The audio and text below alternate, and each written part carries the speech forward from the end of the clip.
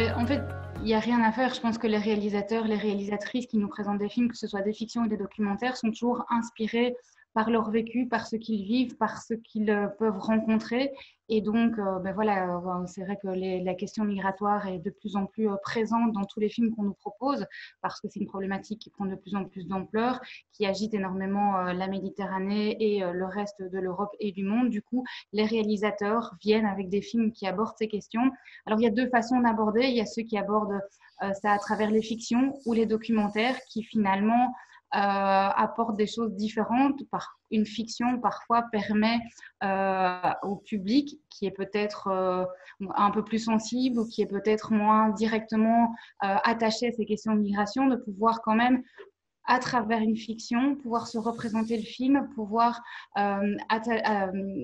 du coup avoir de l'empathie pour l'histoire de certains personnages, mais comme c'est une fiction, ça leur semble quand même moins réel et donc c'est moins effrayant, entre guillemets aussi, parce que voilà, toutes ces questions, les trajectoires de vie, les récits d'immigration, c'est quand même souvent bouleversant, c'est quand même souvent prenant. Et donc le fait d'avoir une fiction, ça permet quand même de pouvoir s'identifier, d'avoir de l'empathie tout en gardant une distance.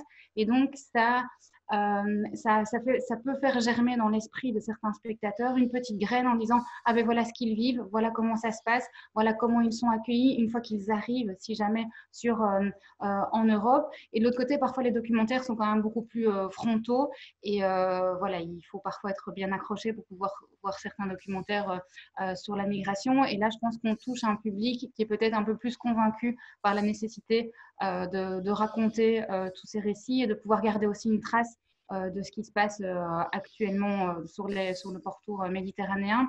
Et c'est vrai que, par exemple, je pense à un des films qu'on avait présenté l'année passée, de Kiev, qui est un documentaire sur une pédiatre en Syrie qui a fait tout ce qu'elle a pu pour continuer à travailler là-bas.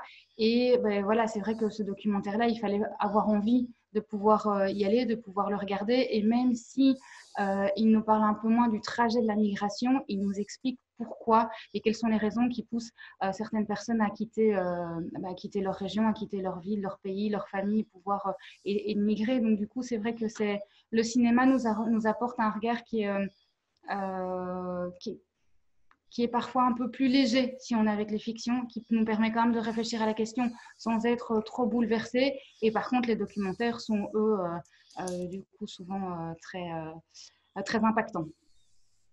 Voilà, moi pour compléter, je dirais que le cinéma permet d'amener chez nous une réalité qu'on s'imagine souvent pas du tout, parce qu'on ne vit pas les conditions qui peuvent pousser à la migration.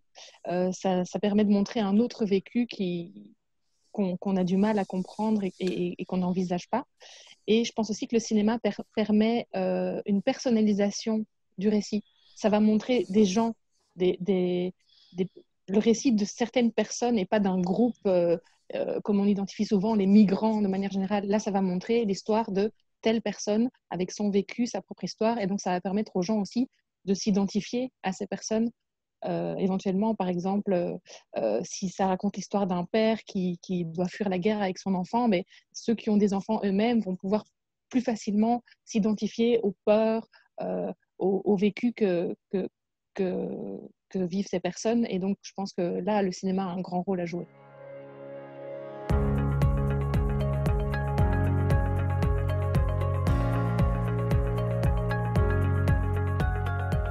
Du coup, dans la région euro-méditerranéenne, ça, on a peu de manières de le vérifier. Par contre, sur Bruxelles et en Belgique, on voit l'impact que le festival peut avoir. Et en fait, au festival, pour nous, ce qui est important, c'est de montrer des films, c'est une chose. Mais à côté de ça, c'est vraiment de pouvoir permettre des échanges, les débats, initier les réflexions.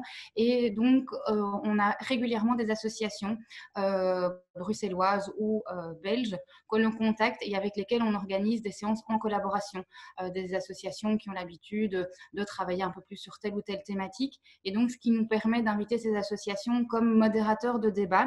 Et c'est vrai que le film étant souvent utilisé comme un support pédagogique, donc on permet on a le film qui est utilisé, on a vu quelque chose, et puis alors après, on peut discuter de tout ça. Ça lance vraiment la réflexion. Et d'année en année, ce qu'on a vraiment pu constater, c'est qu'il y a des liens qui se sont créés entre certaines associations, des associations qui sont venues au festival, qui ont collaboré ensemble et qui, à travers la participation aux débats qui ont été organisés, ont pu aller un peu plus loin, on peut un peu avancer dans la réflexion par rapport à leurs actions. Et ça, je pense que à ce niveau-là, le festival a vraiment joué un rôle et met vraiment en lumière et en avant toutes les associations qui travaillent sur Bruxelles. On a aussi et du coup, le festival permet de médiatiser un petit peu tout ça. Il y a 2 ans, on avait programmé le film Libre de Michel Touesca, qui nous parlait donc de Cédric Héroux, l'agriculteur français qui avait été condamné parce qu'il aidait les migrants à la frontière franco-italienne. Et du coup, c'est vrai qu'on avait fait un focus spécial sur la migration, et ça avait été pour nous, il avait été invité en radio, donc sur la première, qui est quand même la première de l'RTBF, donc qui est la radio publique francophone. Donc c'était quand même une grosse audience le matin, et de pouvoir, à travers l'organisation du festival, le faire venir et du coup avoir des interviews en radio à une période de grande écoute, c'est quand même très important pour pouvoir aborder ces questions et changer un petit peu le regard que certains spectateurs festivaliers ou que le grand public pourra avoir sur ces questions de migration. Donc je pense que c'est vraiment d'un côté tout le réseautage qu'on fait au travers des associations qui travaillent avec nous, et de l'autre côté la médiatisation qu'on peut leur apporter grâce au festival. Du coup, nous, au festival, de manière générale, ce qu'on souhaite faire, c'est faire vraiment évoluer les mentalités par le biais de rencontres et de débats, comme le disait Aurélie, sur tout un tas de thématiques, mais notamment avec la migration. Les films qu'on montre et les associations qu'on invite après pour parler des films permettent vraiment de montrer un autre regard, et on essaie de changer la perception que peuvent avoir les gens, qui parfois peut être négative sur la migration et sur d'autres sujets, comme je le disais. Et donc vraiment, on veut faire évoluer les mentalités. Nous, ce qu'on prône vraiment, c'est la tolérance et la vie avec d'autres. Et donc, pour ça, le cinéma à Bruxelles, nous, on veut vraiment faire évoluer les mentalités. C'est à ça que nous sert le festival. Et à Bruxelles aussi, comme Aurélie le disait, on a une certaine médiatisation du festival, et notamment du focus migration qu'on a fait en 2018. Et du coup, ça permet aussi de donner un autre regard sur les thématiques qu'on propose que celui qui est montré habituellement, notamment au JT ou dans les médias.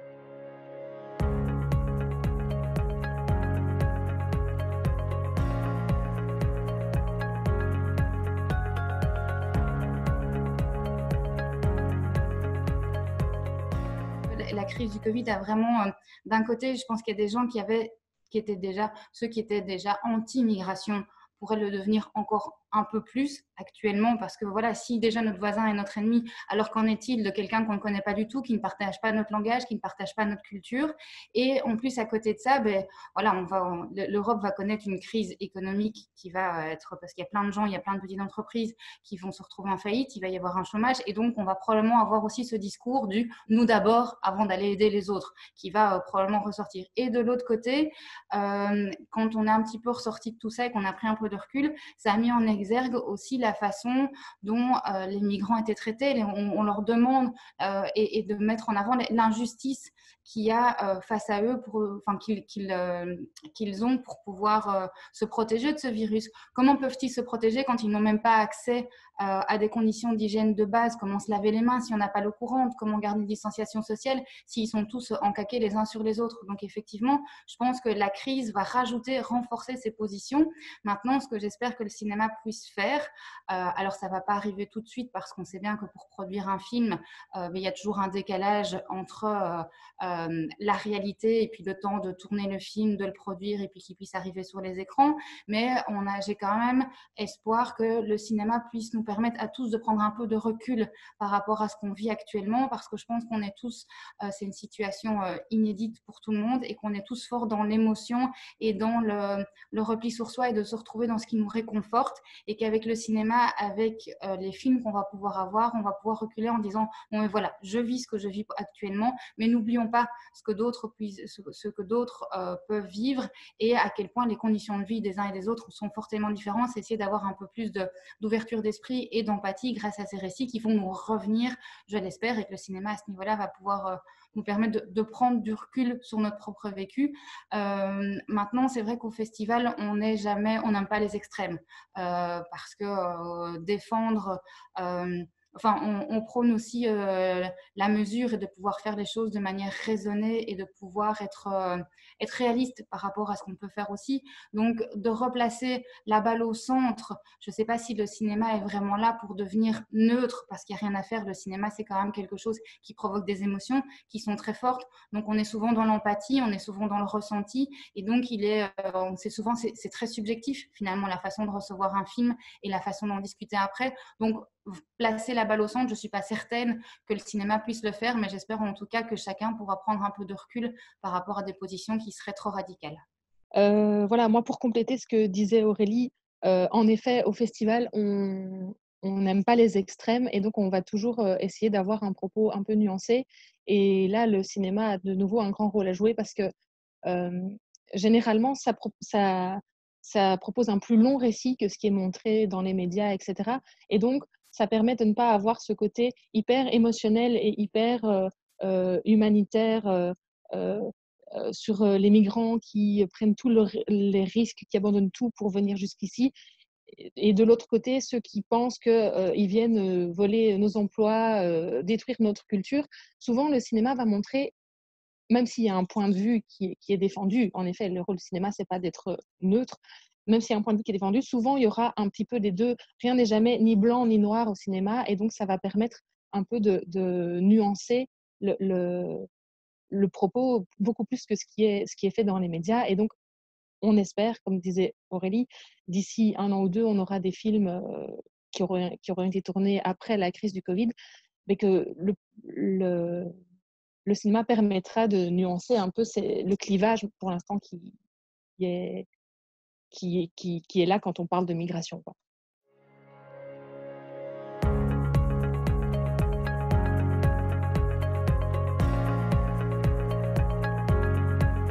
Ben ça, c'est certain qu'au festival, en fait, quelque chose qu'on cherche à recréer, c'est l'ambiance méditerranéenne. Donc, si on avait tous le même langage et si on avait tous, si tous les débats étaient menés uniquement en anglais, parce que parfois on a des salles qui ne parlent pas français ou il faut pouvoir un petit peu s'adapter, on viendrait à lisser un petit peu ces récits et on a quand même déjà c'est primordial pour nous de programmer des films en version originale parce que souvent la version originale permet d'appréhender avec plus de justesse ce qui nous est raconté. Enfin, bon, je pense qu'on a tous déjà eu l'expérience de voir un film étranger doublé dans sa propre langue. C'est proprement insupportable. Enfin, j'ai une fois vu un film de Michel Haneke doublé en italien, c'était vraiment juste pas possible. Et donc du coup, quand le doublage n'est pas correct, on prend une distanciation, on n'est pas dans le film et finalement le message ne s'est pas passé et donc on rate quelque chose à côté de ça. Et puis ce multilinguisme, après de pouvoir chacun échanger dans sa langue et ça permet aussi à tout le monde de pouvoir s'exprimer au plus juste. C'est clair que si on doit adapter la langue de quelqu'un d'autre, on n'a pas toujours la bonne nuance, on n'a pas toujours l'opportunité de faire passer le message qu'on voudrait vraiment faire passer. Et puis, ça permet aussi de créer d'autres langages, une autre façon de communiquer. Et puis, il y a des choses toujours intéressantes qui sortent des mélanges. Et c'est vraiment ce qu'on prône au festival, c'est de pouvoir mélanger toutes les cultures, toutes les personnalités, tous les langages de tout le monde. Et c'est vraiment tellement gai pour nous en tant qu'organisatrices aussi. Un jour, si on va programmer des films italiens, d'entendre que tous les gens au festival parlent en italien et l'ambiance sonore qui change. Et puis le lendemain, du coup, ce sera un film marocain. Et voilà, chaque jour, le festival résonne différemment. Et il résonne à travers le public qu'il vient, à travers ce qu'il pense, à travers aussi tout leur ressenti. Et c'est très multiculturel. Et donc, la multiculturalité est liée à ce multilinguisme qu'il est primordial pour nous de conserver. En effet, le multilinguisme est très important pour le festival, aussi pour une raison toute simple, qui ne concerne pas seulement les histoires de migration, c'est aussi le fait que ça permet de toucher un public plus large pour parler des thématiques dont on veut parler. Donc, si on présente un film en italien, les films chez nous sont toujours sous-titrés en français et ou en anglais. eh ben, on pourra toucher un public qui parle italien, français et anglais. Si c'est un film en arabe, ben, ce sera arabe, français et anglais. Et donc, tout ça permet de toucher un public beaucoup plus large que si on doublait tous les films en français et que si et qu'alors les films ne seraient accessibles qu'aux personnes qui parlent français. Donc, ça a déjà l'importance de toucher des gens qui viennent d'un peu partout, qui parlent différentes langues pour traiter d'une thématique, toujours dans l'optique un peu d'ouvrir les esprits de débattre, d'aller à la rencontre de l'autre. Et je pense aussi que le fait de garder les films en langue originale permet aussi plus d'identification par rapport au récit. Donc, si on a, imaginons, un migrant albanais qui va jusqu'en Italie ou en France, eh ben, l'Albanais qui est dans la salle pourra aussi s'identifier à cette personne et pourra peut-être mieux comprendre son vécu. Et donc, je pense que c'est vraiment c'est hyper important de garder cet aspect multilingue au festival. Et comme le disait Aurélie, ça donne vraiment une couleur au festival qu'on n'est pas prête d'abandonner.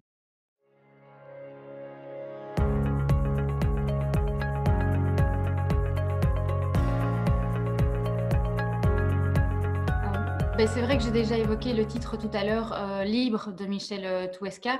Donc voilà, où on se rend compte de ce combat mené par cet agriculteur français pour pouvoir accueillir et aider les gens qui passent la frontière en France et l'aberration du système. Ce qui était intéressant aussi, c'est que nous, on avait pu organiser un débat avec une accueillante en Belgique qui, elle aussi, était inculpée parce qu'elle avait aidé des migrants. Et donc voilà, c'était de pouvoir mettre un peu en perspective tout ça. Dans cette thématique-là, on avait un documentaire italien qu'on a proposé l'année passée, il y a 2 ans, pardon, qui est Un Paese di Calabria. Et donc, en fait, c'est Riace qui est un petit village qui était presque à l'abandon parce que tous les jeunes avaient quitté le village où il n'y avait plus rien à faire, il n'y avait pas d'emploi, la vie culturelle n'était pas développée. Donc tous les jeunes avaient quitté le village et ce village se mourait jusqu'au jour où un bateau est arrivé avec plein de migrants. Et en fait, ce sont ces migrants qui ont permis au village de revivre. Un film maltais qui m'avait une fiction, Simchar de Rebecca Cremona, qui m'avait beaucoup émue à l'époque. C'était un film en 2014 et c'était basé sur une histoire vraie. En fait, c'était un pêcheur qui était parti en mer avec son fils et un ouvrier. Et en fait, il se trouve qu'ils ont eu des soucis sur le bateau et donc du coup, ils se retrouvent à la mer. Et il va falloir un temps fou avant qu'on vienne le secourir. Et donc, à travers le vécu de ce pêcheur maltais et de son fils en pleine mer, finalement, on transpose ce qu'ils vivent au vécu des migrants qui se retrouvent aussi voilà, confrontés aux dangers de la mer, qui luttent pour leur survie et les secours qui passent à côté sans venir les aider. Voilà, c'était un film extrêmement touchant, d'autant plus qu'il était basé sur un fait réel. Donc pour moi, ça fait vraiment partie des films à voir. Il y avait également Méditerranéa de Jonas Carpignano qui nous parlait aussi de toute cette traversée. Et bon, voilà, Méditerranéa, le titre est un peu plus explicite. Voilà, c'est un peu un échantillon de certains films coup de cœur selon moi, et que ce soit des fictions ou des documentaires. Alors moi, comme Aurélie, j'aurais conseillé Libre et Un Paese di Calabria parce que c'est aussi un petit peu différent de ce qu'on voit d'habitude. Ici, c'est la migration, oui, mais qui est aussi traitée du point de vue de l'accueillant et qui montre qu'en fait, accueillir les migrants de nos jours, c'est pas si facile avec les lois européennes et les lois gouvernementales. Donc ces 2 films-là sont très intéressants. Moi, j'avais aussi pointé le film Ali et Aliette de Aliette Grise et Anne Versailles. Et donc là, on suit Ali, un migrant irakien qui arrive en Belgique, et Aliette qui l'accueille dans sa famille. Et donc Ali est en attente de régularisation qui ne vient jamais. Et donc on suit un peu tout son parcours du combattant pour finalement régulariser sa migration. Et alors j'ai aussi pointé une fiction. C'est un film muet avec un côté vraiment un peu absurde. Et là, on parle plutôt de migration volontaire. C'est vrai que c'est pas souvent ce à quoi on pense quand on dit thématique de migration, mais il y a des gens qui quittent leur pays pour tout un tas de raisons et qui choisissent de quitter leur pays pour aller faire des études ou par amour ou peu importe.